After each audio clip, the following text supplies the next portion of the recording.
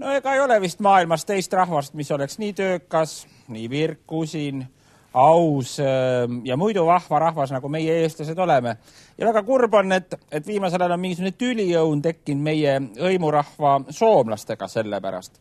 Et käis siin üks Soome ajakirjanik, kelle nime ma just nimelt ei viitsi meelde jätta, aga kirjutas ta loo, kus ta ütles, et eestlased on laisad, hooletud, algatusvõimetud ja haisvad kollid. Eestlased peavad endid osavateks ja usinateks töötegijateks. Välismaal on arvamus aga vastupidine. Välismaal tuntakse eestlast pigem kui laiska, hooletut ja algatusvõimetut, kes saab oma tööga hakkama vaid siis, kui teda pidevalt jälgitakse ja nõustatakse. No niukest juttu see soomlane kirjutab.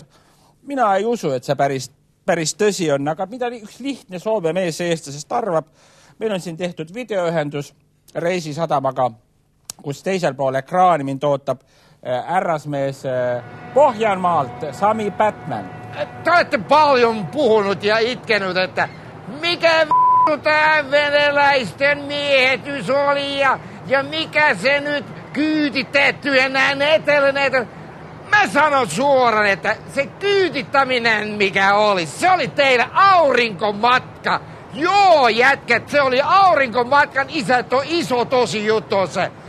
Mä voin venäläiset toivat teille kulttuuri, teille yhtä mitä ei teillä oli. Sotan voimia ei ole teillä ihmisiä, no teillä ei ole raha. Kruunu. Se tyrmä voisi olla rahan nimi. Kato meitä presidentti. Mikä teillä on? Metsän elävää. Ilves sanotte. Meillä on nainen. Missä te nainen presidentti on? Missä on? Kysy vielä, jos on kysyttävä. Selline oli siis Soome julgeolekuanalüütiku ja Helsingi ülikooli professori Sami... Kaveri, ei, kuule nyt. Mikä sun nimeni on? Se pole oluline, mis mu nimi on. Mikä sun nimeni on? Se pole sinu asi, mis mu nimi on. Painu Ime muna, raisk. Tõmma värdjas.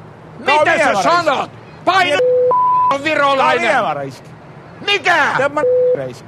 Vielä venäläiset voi 10 vuotta vielä. 10 vuotta. Sitä ei ole tämmöisten kanssa. Tämmöisten.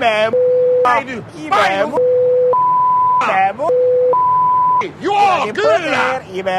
Kiitos. Ryssä.